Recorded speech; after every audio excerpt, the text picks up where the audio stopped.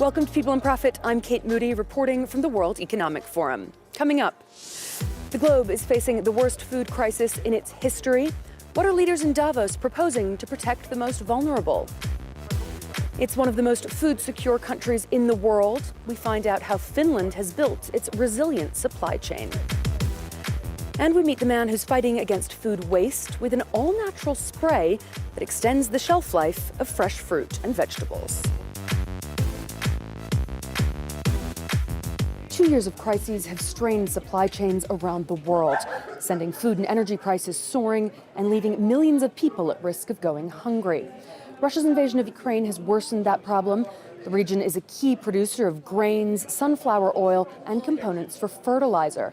Some 20 million tons of wheat are stuck in Ukraine, endangering supplies in countries that depend on those imports, like Somalia and Egypt. Economists here at the World Economic Forum say the globe is on track for its worst food crisis in recent history. France 24 has been speaking to leaders here in Davos about the problem. We risk a looming global food crisis. Food prices are very high, and obviously this has a big social impact, especially in countries where access to food is difficult today.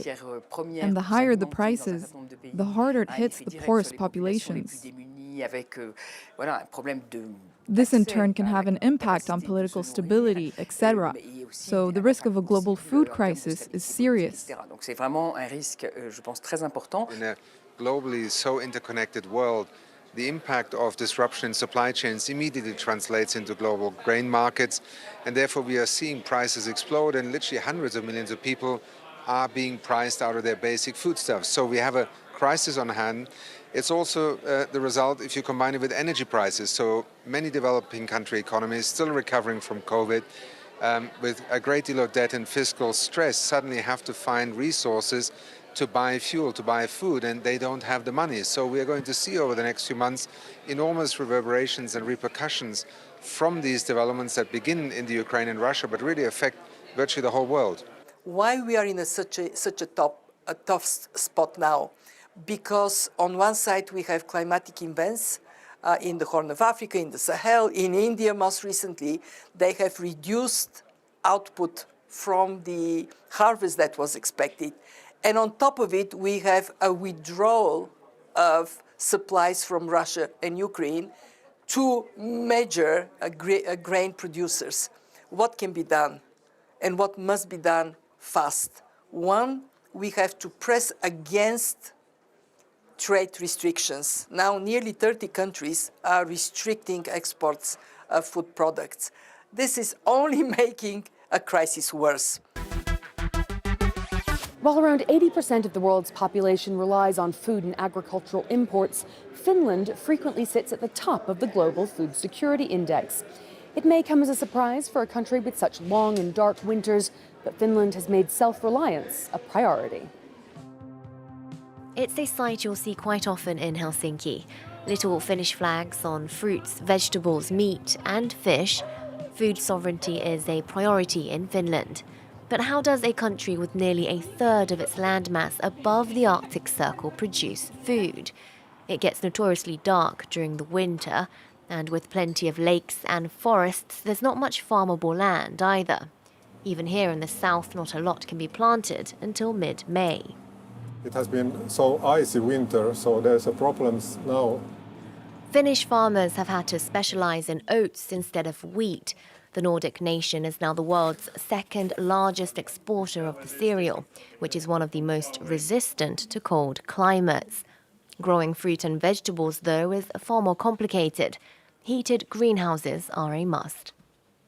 These are sprouts, there's cauliflower, broccoli, red cabbage also. But the idea is that now we are waiting that we can take these outside, put them outside. Heating has a cost, though, and with energy prices soaring due to Russia's invasion of Ukraine, food prices in Finland are to jump 11% this year. For sustainable solutions, some researchers are turning to lab-grown foods using vegetable proteins from oats and beans. That is the place which starts to transform the proteins into some sort of network that resembles the the meat-like structure, similar to beef. And it's quite good, yes. This public institution is working with private companies to bring new food products to the market. Last year, researchers in this lab made coffee, not from beans, but from plant cells, a world first. Well, in addition to protecting food supplies, reducing food waste is a key part of this puzzle, and that's where James Rogers comes in. You're the founder and CEO of Apeel. Tell us a little bit about what your company does. Yeah, Apeel uses food to preserve food. So we found a way to take the materials that are found in every bite of fruit and vegetable that you eat every day and create a plant-based coating that we apply to the surface of fruits and vegetables that allows them to live 2 or 3 times longer without plastic, without pesticides, even without refrigeration. And does it work on all fruit and vegetables? Yeah, it does. Yeah, it's the strategy that nature came up with a couple billion years ago, and it works on everything from cucumbers to avocados. And how did you come up with that? Yeah, well, we started thinking about how it was possible that we grew more than enough food to feed everyone, yet there were still people going hungry. That math didn't seem to add up.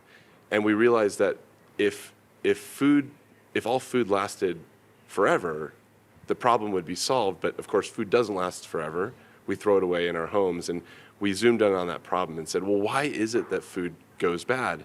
And we realized that some food goes bad much faster than other food. So if you compare a strawberry to a lemon, well, the strawberry goes bad very quickly, but the lemon lasts for a month. And so we started studying and understanding why was it that the lemon could last for a month when the strawberry could only last for a day. And the trick was in the peel of the fruit. And we followed that understanding and learned how to isolate those same protective materials and apply them back to other fruits and vegetables so they could live longer. So Apeel is adding a layer of peel on these fruits and vegetables. Exactly like it says. And how much longer do those fruits and vegetables that have a peel on them, how much longer do they last? We can double and even triple the life of fruits and vegetables. And you've got the double purpose then of also cutting down on plastic packaging. That's right. Today, plastic packaging is used as a kind of human version of plant protection. And when you use plant-based protection instead of plastic, you can change the requirement or eliminate the need for the use of plastic. Do you have an idea of how much food waste you're actually able to cut down on? Yeah, in retail stores today, our plant-based solution reduces retail waste by half, and it's even more exciting when you see what happens in people's homes, because people in our homes are the ones that end up throwing away the most food. We're at the very end of the supply chain. We kind of receive the food after it's been grown and transported and merchandised and brought into our homes, and we throw away the most. So when we give you and I more time, it means that we're more likely to eat the food before we throw it away, and we can dramatically reduce the amount of food that we throw away in our homes as well. And does your business model focus on working with producers or retailers?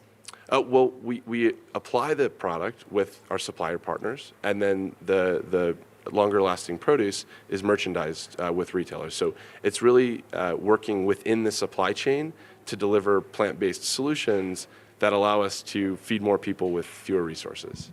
Now, you founded Apeel in the United States, but you've recently expanded to Europe. What's your next target market? Yeah, so we launched in the United States, but we're continuing to grow throughout Europe, and France is actually a big focus for us right now. What are you doing in France? We're talking about getting started with avocados and citrus, which are 2 products that are very big for us in Europe right now. Yeah, and in short supply in France, I can attest to that sometimes. Now, so you have this environmental focus, but your product also encourages food to be perhaps shipped farther. Doesn't that sort of defeat the purpose in that sense? Well, the supply chains today are connecting the human ask today of having access to fruits and vegetables 365 days a year, 24 hours a day sometimes at all these stores.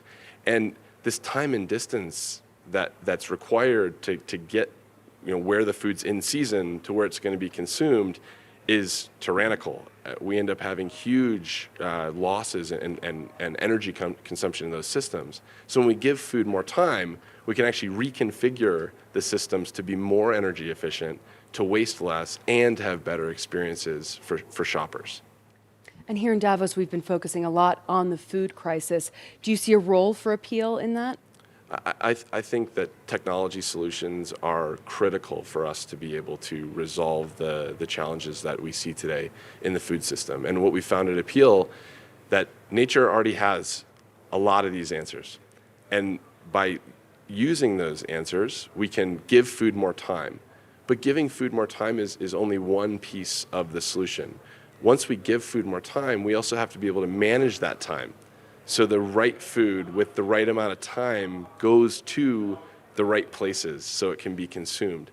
And so we're building a living supply chain that instead of just wrapping something in plastic and spraying it in pesticides and putting it in a refrigerated steel container and hoping it shows up okay on the other side, we're using the power of nature to give the food more time and then taking cues from the food while it's in the supply chain to make sure if there are disruptions, we can change course and actually get the right food to the right places.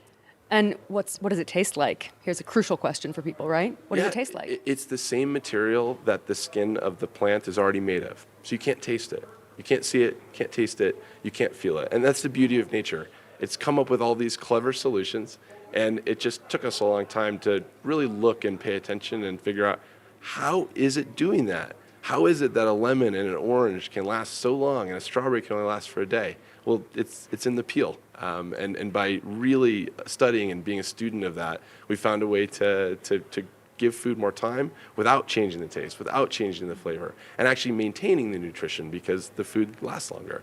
James Rogers, thanks so much for joining us on France 24. Pleasure to be here. Thank you.